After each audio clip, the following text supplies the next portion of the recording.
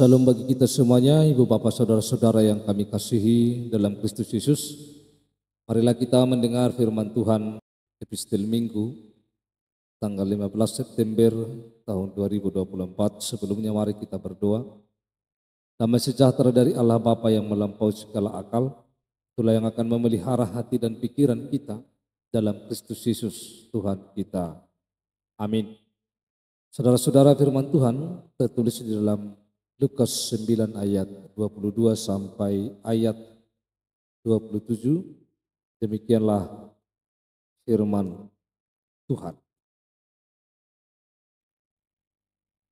Dan Yesus berkata, anak manusia harus menanggung banyak penderitaan dan ditolak oleh tua-tua, imam-imam kepala dan ahli-ahli Taurat, lalu dibunuh dan dibangkitkan pada hari ketiga.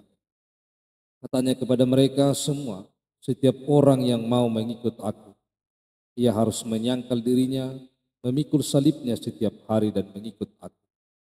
Karena barang siapa mau menyelamatkan nyawanya, ia akan kehilangan nyawanya. Tetapi barang siapa kehilangan nyawanya karena aku, ia akan menyelamatkannya. Apa gunanya seorang memperoleh seluruh dunia, tapi ia membinasakan atau merugikan dirinya sendiri?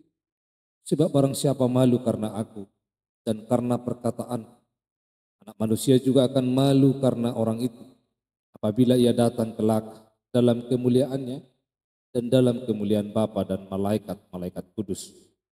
Aku berkata kepadamu, sesungguhnya di antara orang yang hadir di sini ada yang tidak akan mati sebelum mereka melihat kerajaan Allah. Demikian jauh pembacaan firman Tuhan. Saudara-saudara yang kami kasihi dalam Kristus Yesus. Tema khotbah kita, Tuhan telah berbuat baik kepadamu.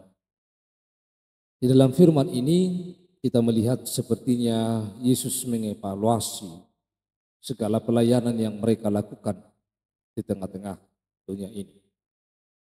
Yesus membicarakan atau mengajarkan kepada para murid-muridnya tentang dirinya, supaya para murid semakin mengenal dan semakin menyayangi dan semakin percaya kepada Yesus adalah Tuhan yang diutus oleh Bapanya untuk memberitakan firman Allah, memberitakan kerajaan Allah di tengah-tengah dunia ini.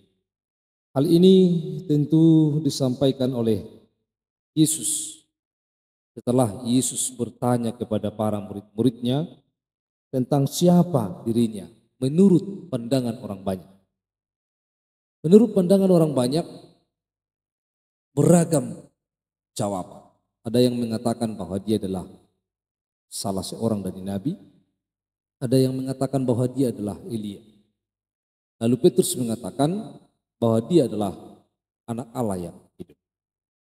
Saudara-saudara, ketika Petrus mengatakan itu, bahwa Yesus mengatakan supaya jangan diberitahukan kepada orang lain. Supaya jangan diberitakan kepada orang lain. Hal ini untuk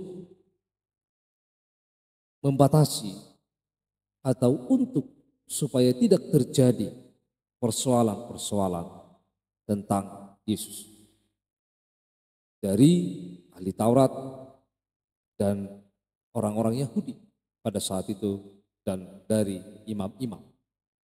Saudara-saudara, Yesus tetap menjaga kualitas dirinya, menjaga kualitas kehidupan sosial supaya tidak terjadi keributan-keributan di antara orang banyak karena belum tiba waktunya. Saudara-saudara yang kami kasihi dalam Kristus Yesus, kita melihat dalam hal ini bahwa pemahaman orang Yahudi tentang kedatangan Yesus adalah sebagai Mesias secara politis yang memimpin bangsa Israel supaya menjadi bangsa yang besar, bangsa yang berjaya, dan juga bangsa yang merdeka dari kerajaan-kerajaan atau penjajahan-penjajahan Romawi. Tetapi konsep Yesus hadir di tengah-tengah dunia ini adalah bahwa dia adalah sebagai hamba Tuhan yang menderita. Ini sulit dipahami oleh orang Yahudi. sulit dipahami oleh orang Israel, dan juga sulit dipahami oleh orang banyak tentang hal itu. Saudara-saudara, karena mereka menginginkan kedatangan Mesias itu adalah sebagai penyelamat mereka dari peperangan. Padahal Yesus datang bukan untuk berperang. Yesus datang adalah untuk memberikan keselamatan bagi setiap orang yang percaya kepadanya. Lalu di dalam nas ini kita melihat Yesus menjelaskan tentang dirinya dan dia akan menghadapi penderitaan. Dalam ayat 23 disampaikan katanya kepada mereka, setiap orang yang mau mengikut aku, ia harus menyangkal dirinya, memikul salibnya setiap hari dan mengikut. Sebelum hal ini disampaikan oleh Yesus dalam ayat 22 disampaikan bahwa anak manusia harus menanggung banyak penderitaan, ditolak oleh tua-tua, imam-imam kepala dan ahli-ahli Taurat, lalu dibunuh, tetapi bangkit pada hari yang ketiga. Saudara-saudara, maka Yesus menyampaikan hal itu supaya mereka tidak terkejut, supaya mereka semakin memahami pengajaran yang disampaikan oleh Yesus, dan supaya mereka menjadi murid yang setia kepada Yesus. 3 hal yang disampaikan oleh Yesus kepada mereka setiap orang yang mau mengikutinya. Yang pertama, bahwa ia harus menyangkal dirinya. Menyangkal diri berarti dia adalah siap mengikut Tuhan dan siap mengikuti rencana Tuhan dalam kehidupan. Dia harus tergantung kepada kehendak Allah, bukan kepada kehendaknya sendiri. Dia harus mau belajar kepada firman Tuhan. Dia harus belajar kepada Yesus dalam hidup, supaya jangan kehendaknya yang lebih besar daripada kehendak Tuhan dalam hidup. Harus mampu mengatakan seperti yang disampaikan oleh Yesus, jadilah kehendakmu dan bukan kehendak. Itu yang pertama. Yang kedua, memikul salibnya. Memikul salib setiap hari. Itu artinya bahwa siap menghadapi berbagai keadaan. Apakah itu ditolak? Apakah itu menghadapi berbagai penderitaan di tengah-tengah kehidupannya? Oleh karena dia percaya kepada Yesus, dia harus siap untuk dibenci oleh dunia. Karena orang yang percaya, yang mengikut Tuhan, yang memikul salib, tidak lagi sama dengan dunia ini. Lalu yang ketiga, mengikut Yesus. Saudara-saudara, orang yang mengikut Yesus, yang dimaksudkan Yesus di sini adalah bukan hanya status sebagai pengikut Yesus, bukan hanya statusnya menjadi seorang Kristen yang beragama Kristen, tetapi dia harus benar-benar dengan sungguh-sungguh mengikut Yesus, siap berjalan di jalan yang telah ditentukan oleh Yesus sendiri, dan siap untuk memberikan apapun demi imannya kepada Yesus. Demikianlah orang yang percaya seperti yang dilakukan oleh Yesus. Dia rela menjalani via dolorosa, penderitaan menuju jalan salib, supaya semua orang yang percaya kepadanya tidak binasa, melainkan beroleh hidup yang kekal. Saudara-saudara, sesuai dengan tema khotbah kita bahwa Tuhan telah berbuat baik kepadamu. Kebaikan Tuhan itu dia berikan segalanya bagi manusia. Bahkan nyawanya diberikan supaya manusia itu memperoleh keselamatan daripada Tuhan dalam kehidupan.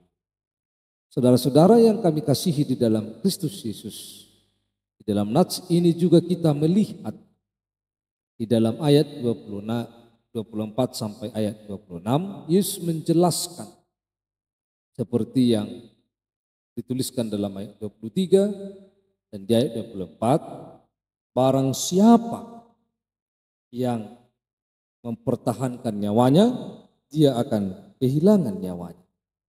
Tetapi barang siapa yang kehilangan nyawanya karena Yesus, karena imannya, karena percaya kepada Yesus, maka dia akan diselamatkan.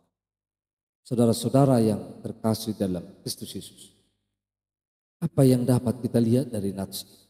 Yang pertama, kalau kita melihat bagaimana Yesus dalam pelayanannya, kesungguhannya untuk menjaga persekutuannya dengan Bapa yang mengutusnya, dengan Allah yang telah mengutusnya, dia menyelesaikan segala tugasnya sampai akhirnya.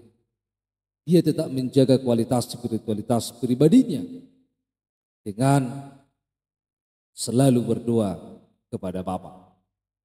Dalam kesendirian dia berdoa. Tengah-tengah atau di banyak pelayanan yang dilakukan oleh Yesus dalam segala waktunya, dia tetap berdoa kepada Tuhan. Dia tetap menjaga kualitas sosialnya, hubungannya, persekutuannya kepada sesama manusia supaya tidak terjadi keributan di kalangan orang banyak. Saudara-saudara, dalam hal itu semuanya, karena belum waktunya, karena belum semuanya memahami tujuan dan kehadiran Yesus ke tengah-tengah dunia ini, maka Yesus menyampaikan kepada para muridnya supaya tetap mereka tidak memberitakan kepada orang banyak. Saudara-saudara yang terkasih di dalam Kristus Yesus, dalam segala pelayanan bahwa Yesus melayani, bekerja dengan tahapan-tahapan yang jelas. Melayani dengan tahapan-tahapan yang jelas. Step demi step. Dan semuanya terlaksana dengan baik. Dan itu juga yang harus kita lakukan dalam hidup kita. Lalu yang kedua, bahwa penting bagi kita, bagi orang banyak, bagi para murid, dan terutama bagi kita, mengenal Tuhan. Mengenal Tuhan juga adalah butuh proses supaya bertumbuh semakin matang, semakin hari kita semakin percaya kepada Tuhan. Dan kita tidak boleh menjadi Kristen yang stagnan atau yang statis atau jalan di tempat. Tetapi kita harus menjadi Kristen yang dinamis, menjadi Kristen yang semakin percaya, yang semakin kuat dan semakin kokoh, dan semakin bertumbuh dan berbuah dalam setiap kehidupan kita. Lalu yang terakhir, jadilah kita Kristen yang sejati, yang siap sedia meniadakan diri dan juga memikul salib dan siap mengikut Tuhan dalam setiap kehidupan kita dalam segala keadaan. Kiranya kita menjadi Kristen yang sejati, yang setia mengikut Tuhan sampai akhir. Amin, kita berdoa. Ya Tuhan Allah Bapa kami yang di surga, kami telah mendengar firman-Mu. Penuhilah hati kami dengan kuasa Roh Kudus-Mu, supaya firman-Mu dapat kami lakukan dalam hidup kami. Dalam nama Kristus Yesus kami telah berdoa. Amin.